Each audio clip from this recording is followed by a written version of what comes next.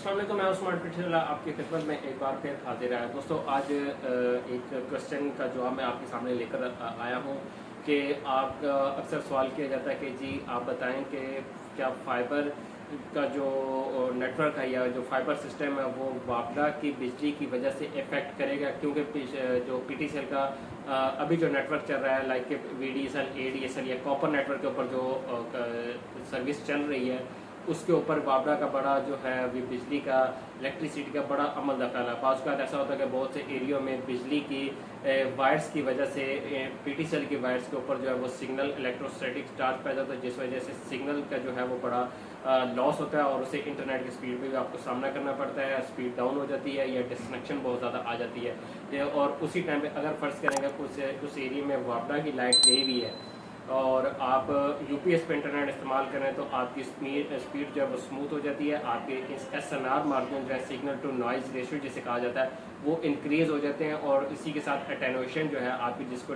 Distortion कहा जाता है कि लाइन में आपकी डिस्टॉर्शन है कि नहीं, तो वो आपकी कम हो जाती है, जिससे आपकी इंटरनेट की स्पीड जो है बिल्कुल ठीक हो जाती है। तो क्या ये फाइबर के ऊपर भी अफेक्ट करेगा इसी तरह? तो आपको थोड़ा सा बताते चलो कि जो फाइबर की जो केबल है वो बेसिकली कॉपर केबल नहीं है, वो केबल स्पेक्ट्रम के ऊपर जो है वो डाटा ट्रैवल कर रहा था। वो बेसिकली एक आम अल्फाज में वो शीशे की वायर तार बनी हुई होती है कि आप वो शीशे की तार कैसे बनी होती है कि आप ये ज़्यादातर फाइबर जो बन रही है हरीपुर में, ये बेसिकली रेत के ज़र्रों से शीशे की फाइबर को बनाया जाता है। तो शीशे की जो वायर को हम कह सकते हैं कोर जिसे कहा जाता है, वो आपके कॉपर के वायर के साथ जो इलेक्ट्रोस्टैटिक चार्ज पैदा करती है उसके साथ इसका अमल दखल बिल्कुल भी नहीं है। कभी भी इसकी जो है वो इलेक्ट्रोस्टैटिक चार्ज इसमें पैदा नहीं होगा।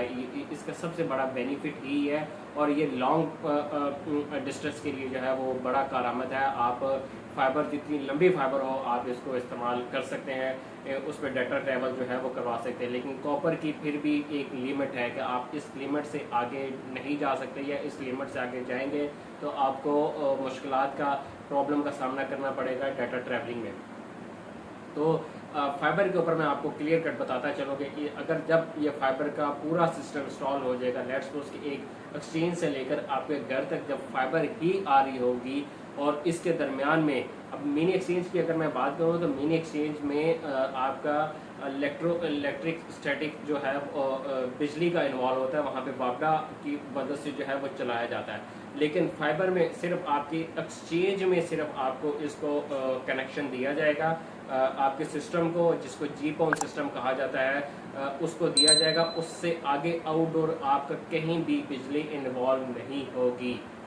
मतलब आपके इसका एक तो आउटडोर में आप एक्सचेंज नहीं होगी, उसमें उसकी जगह पे एफडीएच होगा। एफडीएच में भी आपकी बिजली इन्वॉल्व नहीं होगी और ना ही वहाँ पे कॉपर की कोई वायर इन्वॉल्व होगी, ठीक है। उससे आगे आपका गली मोहल्लों में जो जिसको हम कॉपर में डीपीज कहते हैं, drop wire DPs distribution point कहते हैं, उसकी जगह पे नैप या फैट जो है वो इस्तेमाल होगा।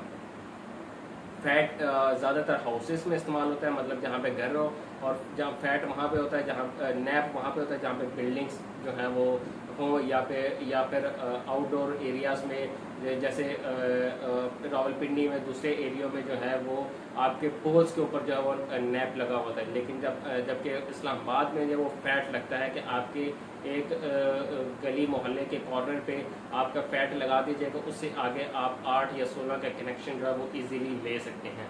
और इसके ऊपर आपको इसमें लोडिंग का भी प्रॉब्लम नहीं आता है कि फ़र्ज़ करें कि आपने उस डीपी से आपने अगर 10 कनेक्शन ले लिए हैं तो आप इससे ज़्यादा ले ही नहीं सकते। तो अगर आपका एक फैट लग गया तो आप उससे मैक्सिमम नंबर जो है वो चला सकते हैं। तो ये एक बड़ा इससे फ़ायदा है और उससे आपके जो है कभी भी सिग्नल लॉस आपके बिजली के या वापडा की वजह से इन्वॉल्व नहीं होता, और इवन के आपके यूपीएस की वजह से भी इसको प्रॉब्लम नहीं होगी। बहुत सी ऐसी जगहों पे भी कहा जाता है कि जी इस मोडेम को, इस सिग्नल को, इस डिवाइस को आप यूपीएस के पास ना रखें या बिजली के पास ना रखें।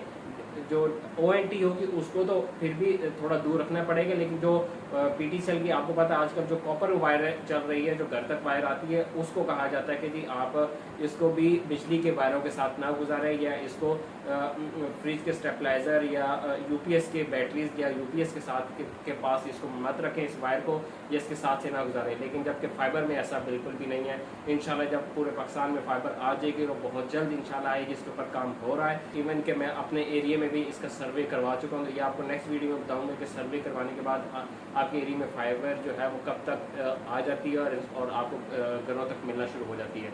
तो आपको इसमें भी अमल दखल नहीं होगा कि आप UPS या फ्रिज की वजह से आपके सिग्नल लॉस होता है कॉपर के इलेक्ट्रोस्टैटिक चार्ज की वजह से, तो इसमें भी ऐसा बिल्कुल भी नहीं होगा। जैसे ही आपकी फाइबर जो है वो आपकी ONT डिवाइस के साथ लगेगी तो आपको स्मूथ स्पीड इंशाल्लाह जो है वो उससे मिलना शुरू हो जाती है। तो ये एक छोटे से सवाल का एक मैंने आई थिंक जवाब काफ़ी लंबा दे दिया है, तो आई होप कि आपको समझ आ गया होगा।